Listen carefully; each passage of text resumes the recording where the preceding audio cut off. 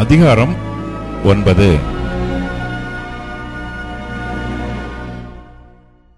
சவுல் என்பவன் இன்னும் கர்த்தருடைய சீஷரை பயமுறுத்தி கொலை செய்யும்படி சீறி பிரதான ஆசாரியரிடத்திற்கு போய், இந்த மார்க்கத்தாராகிய புருஷரையாகிலும் ஸ்திரீகளையாகிலும் தான் கண்டுபிடித்தால் அவர்களை கட்டி எருசலேமுக்கு கொண்டு வரும்படி தமஸ்குவில் உள்ள ஜப ஆலயங்களுக்கு நிருபங்களை கேட்டு வாங்கினான்.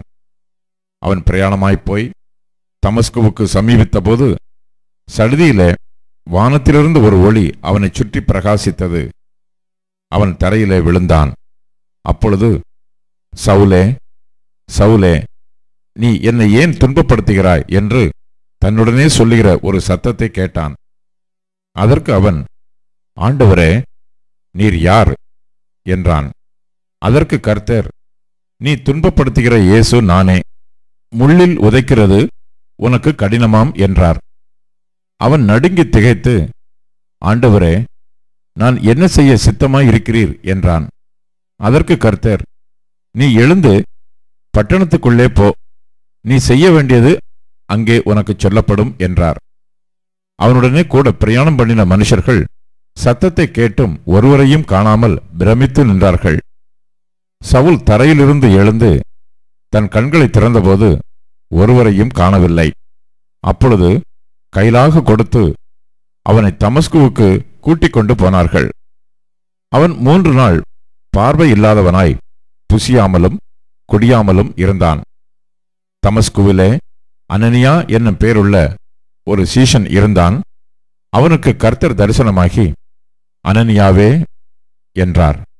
அவன், ஆண்டவரே, இதோ அடியேன் என்றான். அப்பொழுது கர்த்தர், நீ எழுந்து நேர்த்தெருவு என்னப்பட்ட தெருவுக்கு போய் யூதாவின் வீட்டிலே தர்சு பட்டணத்தானாகிய சவுல் என்னும் பேருள்ள ஒருவனை தேடு. அவன் இப்பொழுது ஜெபம் பண்ணுகிறான். அனனியா என்னும் பேருள்ள ஒரு மனுஷன் தன்னிடத்தில் வரவும் தான் பார்வை அடையும்படி தன்மேல் கை வைக்கவும் தரிசனம் கண்டான் என்றார். அதற்கு அனனியா, ஆண்டவரே, இந்த மனுஷன் எருசலேமில் உள்ள உம்முடைய பரிசுத்தவான்களுக்கு எத்தனையோ பொல்லாங்குகளை செய்தான் என்று அவனை குறித்து அநேகரால் கேள்விப்பட்டிருக்கிறேன். இங்கேயும் உம்முடைய நாமத்தை தொழுது கொள்ளுகிற யாவரையும் கட்டும்படி அவன் பிரதான ஆசாரியர்களால் அதிகாரம் பெற்றிருக்கிறானே என்றான். அதற்கு கர்த்தர், நீ போ, அவன் புறஜாதிகளுக்கும் ராஜாக்களுக்கும் இஸ்ரவேல் புத்திரருக்கும் என்னுடைய நாமத்தை அறிவிக்கிறதற்காக நான் தெரிந்து கொண்ட பாத்திரமாயிருக்கிறான். அவன் என்னுடைய நாமத்தின் நிமித்தம் எவ்வளவாய் பாடுபட வேண்டும் என்பதை நான் அவனுக்கு காண்பிப்பேன் என்றார்.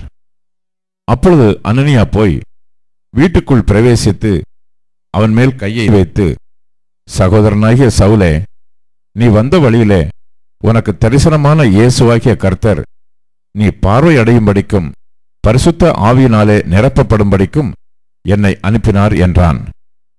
உடனே அவன் கண்களிலிருந்து மீன் செதில்கள் போன்றவைகள் விழுந்தது. அவன் பார்வை அடைந்து எழுந்திருந்து ஞானஸ்நானம் பெற்றான். பின்பு அவன் போஜனம் பண்ணி பலப்பட்டான். சவுல் தமஸ்குவில் உள்ள சீஷருடனே சில நாள் இருந்து தாமதமின்றி கிறிஸ்து தேவனுடைய குமாரன் என்று ஆலயங்களிலே பிரசங்கித்தான்.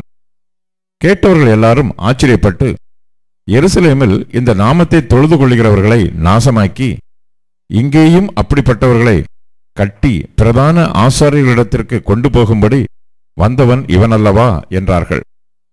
சவுல் அதிகமாக திடன்கொண்டு இவரே கிறிஸ்துவென்று திருஷ்டாந்தப்படுத்தி தமஸ்குவில் குடியிருக்கிற யூதர்களை கலங்க பண்ணினான்.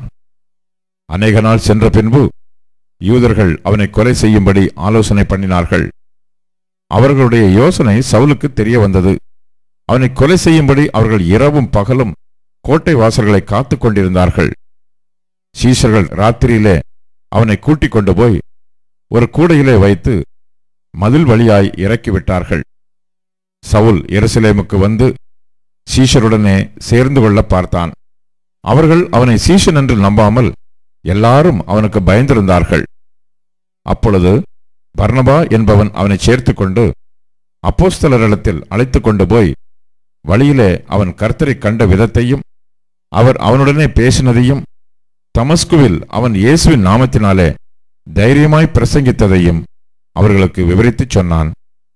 அதன் பின்பு அவன் எருசலேமிலே அவர்களிடத்தில் போக்கும் வரத்துமாயிருந்து கர்த்தராகிய இயேசுவின் நாமத்தினாலே தைரியமாய் பிரசங்கித்து கிரேக்கருடனே பேசி தர்க்கித்தான். அவர்களோ அவனை கொலை செய்ய எத்தனம் பண்ணினார்கள். சகோதரர் அதை அறிந்து அவனை செசேரியாவுக்கு அழைத்து கொண்டு போய் தர்சுவுக்கு அனுப்பிவிட்டார்கள். அப்பொழுது யூதேயா, கலிலேயா, சமாரியா நாடுகளிலெங்கும் சபைகள் சமாதானம் பெற்று பக்தி விருத்தி அடைந்து கர்த்தருக்கு பயப்படுகிற பயத்தோடும் பரிசுத்த ஆவியின் ஆறுதலோடும் நடந்து பெறுகின. பேதுரு போய் எல்லாரையும் சந்தித்து வருகையில் அவன் லித்தா ஊரிலே குடியிருக்கிற பரிசுத்தவான்களிடத்திற்கும் போனான். அங்கே 8 வருஷமாய் கட்டிலின் மேல் திமிர்வாதம் உள்ளவனாய் கிடந்த ஐனேயா என்னும் பேருள்ள ஒரு மனுஷனை கண்டான். பேதுரு அவனை பார்த்து, ஐனேயாவே, இயேசு கிறிஸ்து உன்னை குணமாக்குகிறார். நீ எழுந்து உன் படுக்கையை நீயே போட்டுக்கொள் என்றான். உடனே அவன் எழுந்திருந்தான். லித்தாவிலும் சாரோனிலும் குடியிருந்தவர்கள் எல்லாரும் அவனை கண்டு கர்த்தரிடத்தில் திரும்பினார்கள்.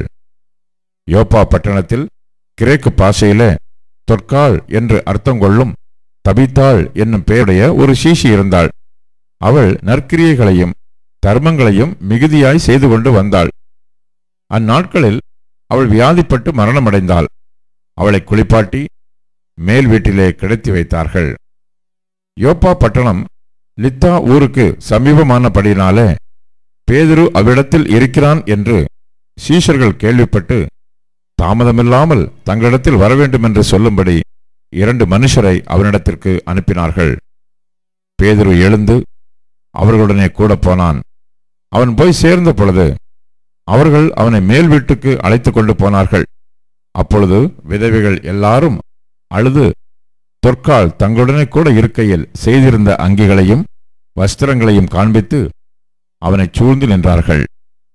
பேதுரு எல்லாரையும் வெளியே போகச் செய்து முழங்காற்படியிட்டு ஜெபம் பண்ணி பிரேதத்தின் புறமாய் திரும்பி, தபித்தாளே, எழுந்திரு என்றான்.